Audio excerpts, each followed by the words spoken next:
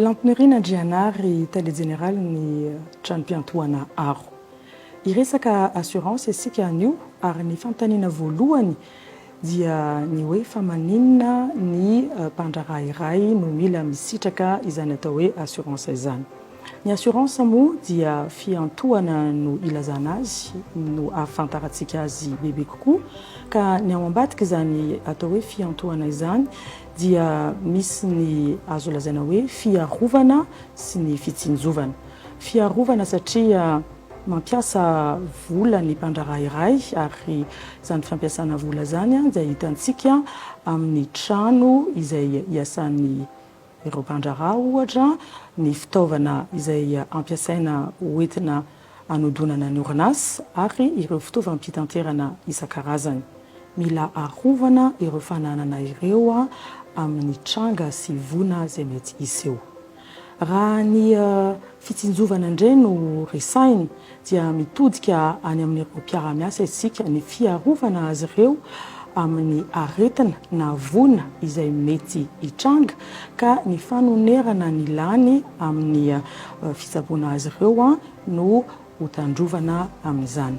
Ao ihany koa ny fitsinjovana ny vondran-dromerika amin'ny fahananan'izy ireo tolotra anapiana ireo izay raisiny rehefa tonga ny fotoana isotrondronoana. Inona avy azy ireo tolotra sahaza ny mpandraharaha iray?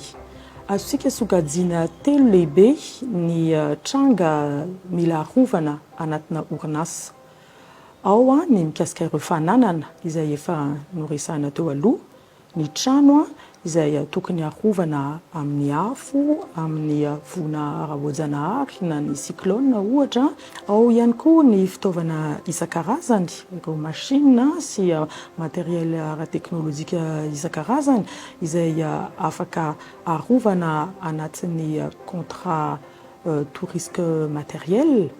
Ary ireo fitaovam-pitanterana moa dia misy tolotra isan-karazany. Raha mikasika ny fandraharana amin'ny ankapobeny indray, raha misy olona mangataka fanonerana amin'ny orinasa no ny fahadisoana izay nataony na fahadisoana ataonareo mpiasa izay miara-miasa ka mitarika fanonerana izany dia misy ny tolotra atao hoe responsabilité civile exploitation na responsabilité civile professionnelle izay afaka manolotra izany fitakiana izany. Ho an'ny ireo mpiara-miasa indray raha jerena manokana dia zava-dehibe ny fitsinjovana azy ireo satria tompona andraikitra voalohany amin'ny fanodonana ny orinasa izy ireo. Raha misy voina na tsy fahasalamana izay mianjady azy ireo dia afaka manolotra ireo lany rehetra amin'ny lafin'ny fitsaboana ny tolotra santé. Ary raha andeha hisotro ronono kosa izy ireo dia efa misy petrabola izay afaka atokana hoentin'izy ireo manohy ny hoaviny amin'ny alalan'ny tolotra retraite. Manoloana ny tontolon'ny fandraharana izay miova aingana be, sy ireo tranga maro izay tsy voahevitra ihany koa toy ny krizy isan-karazany na ny loza ara-boajanahary ohatra izay mitaky fiantraikana izany amin'ny alalan'ny paikady matotra sy aingana dia mila manana fomba fijery lavitra sy miaro izany tsinjolavitra izany ny mpandraharaha. Etsan-kilana nefany dia mila arovana ihany koa izay rehetra eo am-pelantanana.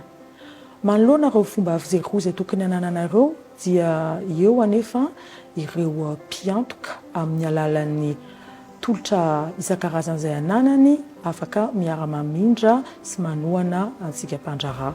Koa dia manentana antsika anana fomba fijery mitsinjo ny vodian-dromerika satria zava-dehibe ho an'ny orinasa antsika izany nefa ihany koa ho an'ireo mpiara-miasa antsika.